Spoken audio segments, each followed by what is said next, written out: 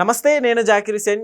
Dashavatar Narasimha theatres వద్ద కాసుల వర్షం కురిపిస్తున్నట్టు తెలుస్తోంది. అంతేకాదు రీసెంట్గా వచ్చిన హరిహర వీరమల్లు అట్లానే కింగ్డమ్ మూవీస్ని కూడా బ్రేక్ ఈవెన్ చేస్తున్నట్టు కూడా తెలుస్తుంది. సో దీని గురించి క్లుప్తంగా వివరణ తీసుకుందాం. ప్రస్తుతం మనతోటి సినీ క్రిటిక్ జయదేవ్ గారు ఉన్నారు. వెల్కమ్ చెప్పేద్దాం. Hello sir. Hi Zakir. Narasimha movie box office దగ్గర కాసుల వర్షం కురిపిస్తున్నట్టు తెలుస్తుంది. సో ఏం చెప్తారు సార్? యాక్చువల్ అంటే నేను కూడా రీసెంట్గా 2 days బ్యాక్ విన్నాను మహా అవతార్ నరసింహ. అది ట్రైలర్లు చూస్తేనే మనకి అర్థమవుతుంది, కానీ దానికి ఒకసారి థియేటర్కి వెళ్ళి చూశాక అది కూడా ఏంటి, ఒక యానిమేటెడ్ మూవీ ఉంది కదా అని చెప్పి థియేటర్కి వెళ్ళి చూస్తే ప్రతి ఒక్కరూ పిల్లలకు చూపించాల్సిన సినిమా, పిల్లలతో పాటు పేరెంట్స్ కూడా కలిసి చూడాల్సిన సినిమా మహా అవతార్ నరసింహ. అంటే శ్రీమన్నారాయణుడు చాలా అవతారాలు ఎత్తుకున్నాడు. అందులో ప్రధానంగా చెప్పుకున్నవి మనం దశావతారాలు చెప్తాం. 10 ఇంకా ఉన్నాయి రకరకాలుగా, కొన్ని వందల అవతారాలు, వేల అవతారాలు ఎత్తుంటాడు ఒక్కొక్క యుగంలో కూడా. ఆయన మనకు తెలియవు అవన్నీ. కొన్ని ఈ ఋషుల రూపంలోనూ, యోగుల రూపంలోనూ, మహర్షుల రూపంలోనూ కూడా కొన్ని అవతారాలు మనకు వచ్చాడు ఆయన. అయితే ఇవి కొంతమంది 22 అవతారాలు ఈ యుగంకి అని కూడా కొంతమంది చెప్తారు. అది పక్కన పెడితే ముఖ్యంగా 10 దశావతారాల్లో ఈ నరసింహ అవతారం అనేది చాలా పవర్ఫుల్. ఎందుకు నరసింహ అవతారం పవర్ఫుల్ అంటే, ఉన్న అన్నిట్లో కూడా ఉగ్రరూపము నరసింహ అవతారమే. ఓకే. దానికి మించిన పవర్ఫుల్ ఉగ్రరూపం ఇంకేదీ లేదు సృష్టిలో ఇప్పటి వరకు కూడా. సో అది ఎందుకు వచ్చింది అందరికీ తెలిసిన విషయమే. హిరణ్యాక్షుడు, హిరణ్యకశిపుడు అనే సోదరుల్ని చంపడానికి ఒకటి వరహ అవతారం, ఇంకోటి నరసింహ అవతారంగా స్వామి అవతారం తీసుకున్నాడు. అయితే ఇప్పుడు ఈ సినిమా ఎందుకు ఎంత బాగా అనిపించిందంటే, ఒకవైపు Harihara Veeramallu super star, power star గారి సినిమా, మరోవైపు ఇంకో సూపర్ స్టార్ కింగ్డమ్, మన ఎవరు విజయ్ దేవరకొండ సినిమా. అవి రిలీజ్ అయినప్పుడు కూడా వాటితో పాటు ఇది వాటింటికి మధ్యలో రిలీజ్ అయిన ఈ సినిమా వారెండింటికన్నా ఇది ఎక్కువ కలెక్షన్ తెచ్చుకుంటుందంటే సినిమాలో సత్తా లేకపోతే వస్తుందా? సినిమాలో నచ్చకపోతే కథాంశము, స్క్రీన్ ప్లే అని బాగాలేకపోతే వస్తుందా? సార్, అది కూడా యానిమేషన్ అయినప్పటికీ కూడా అంటే జనాలు కంటెంట్ ఉంటే యానిమేషన్ కాదు, ఏగన పెట్టినా యాక్సెప్ట్. ఏగ మరి అదే కదా రాజమౌళి గారు, నాకు హీరో ముఖ్యం కాదురా, ఏగతో నేను తీస్తానని తీసాడు ఆయన. కంటెంట్ ముఖ్యం. సో మహా అవతార్ నరసింహ అందరికీ తెలిసిన, అంటే ఒకప్పటి ఆల్మోస్ట్ ఒకప్పటి అంటే మా ఫాదర్ మదరు కన్నా మా ముందు ఒక జనరేషన్ వాళ్ళకి భక్త ప్రహ్లాద సినిమా అందరికీ సుపరిచితమే. బట్ కలర్ అంటే almost all 70s ending 80s స్టార్టింగ్లో వచ్చిన సినిమా అనుకోవచ్చు. దాన్ని ఇయర్ నాకు గుర్తులేదు, కానీ అప్పుడు మనం పుట్టలేదు ఇంకా. సో అటువంటి భక్త ప్రహ్లాద సినిమా అప్పట్లో బ్లాక్ బాస్టర్. అది అంటే ఓన్లీ మనుషులతో భక్త ప్రహ్లాదుడుగా బేబీ రోజారమణి గారు, అంటే ఇప్పుడు అదే హీరో తరుణ్ వాళ్ళ మదర్, మగపిల్లలాగా యాక్ట్ చేసింది ఆవిడ ప్రహ్లాదుడి క్యారెక్టర్. హిరణ్యకశిపుడు ఎవరు, ఎస్వి రంగారావు గారు. తర్వాత తల్లి పాత్ర అంజలి. చాలా బాగుంటుంది ఆ సినిమాలో. పాటలు కూడా చాలా అద్భుతంగా ఉంటాయి. స్వామి ఎక్కడున్నాడు అంటే హిరణ్యకశిపుడు ఎట్లాంటి వరం తీసుకుంటాడంటే,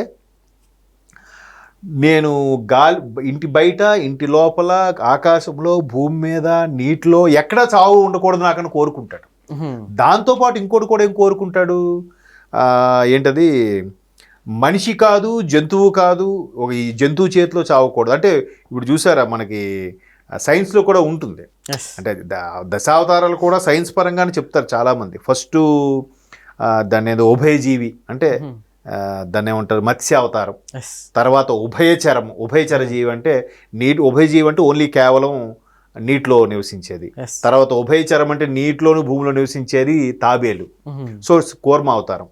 తర్వాత కేవలం భూమి మీద నివసించేది వరహం, అంటే వరహ అవతారం. తర్వాత ఈ మనిషికి కన్నా జంతువుకి మనిషి రూపాంతరం చెందేలోగా సగం జంతువు సగం మనిషిలాగా ఉండే అవతారమే నరసింహ అవతారం సైన్స్ పరంగా కూడా. బట్ స్వామి యొక్క దశావతారాల్లో నరసింహ అవతారం ఒక అవతారం కాబట్టి ఆ నరసింహ అవతారం రూపంలో ఆ రాక్షసుని చంపుతాడు. అంటే తన కొడుకు పరమభక్తుడు ప్రహ్లాదుడు. సో మరి ప్రహ్లాదుడు అంటే మళ్ళీ భగీరథుడికి ముత్తాత. సో అంటే అది వేరే స్టోరీ. అయితే ఈ ప్రహ్లాదుడు అంత పరమభక్తుడైనప్పటికీ నా తమ్ముడిని చంపినవాడు కాబట్టి నేను ఆయన కొలవను, శ్రీహరి లేనే లేడు అంటాడు ఈయన. ఈయన బ్రహ్మదేవుడి దగ్గర వరం తెచ్చుకుంటాడు. ఏమని, ఇంట్లో చావకూడదు, బయట చావకూడదు, నేల మీద చావకూడదు, ఆకాశం చావకూడదు, గాలిలో చావకూడదు, ఎక్కడ చావు ఉండకూడదు, మనిషి చేతిలో చావకూడదు, జంతు చేతిలో చావకూడదు, ఇవన్నీ కోరుతాడు. కాబట్టే స్వామి ఎలా వచ్చాడు? సగం మనిషి రూపం, సగం జంతువు. అదే నృసింహ అవతారం. అదే కదా ఇందుగాళ్ళు అందగాళ్ళు సందేహం వలదు ఏదో పద్యం చెప్తారు. ఎక్కడైనా ఉన్నాడు స్వామి. అప్పుడు ఆఖరికి స్తంభంలో ఉన్నాడు అంటే స్తంభం కూడా స్తంభంలోంచి వస్తాడు స్వామి.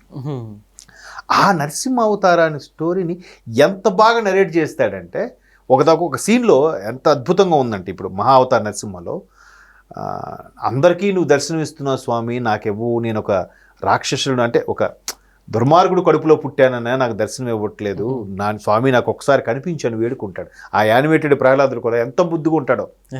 సో అప్పుడు స్వామి అదేం కాదు నేను వస్తానని చెప్తాడు.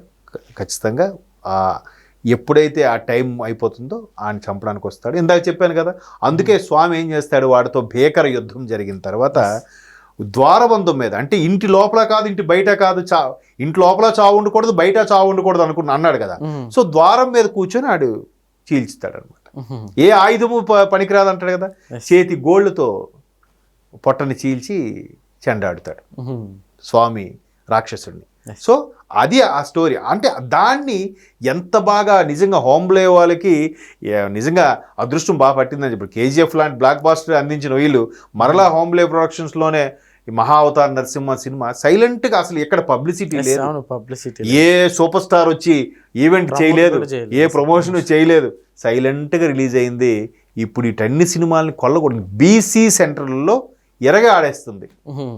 అంటే ఈ మధ్యకాలంలో ఈ సనాతన ధర్మము ఇట్లాంటి కొన్ని ఫీలింగ్స్ సోషల్ మీడియా వేదికగా ఎక్కువైన నేపథ్యంలో ఇట్లాంటి పురాణ గాథలకి ఇంపార్టెన్స్ పెరుగుతూ వస్తుంది. మన రీసెంట్గా కన్నప్ప వచ్చింది.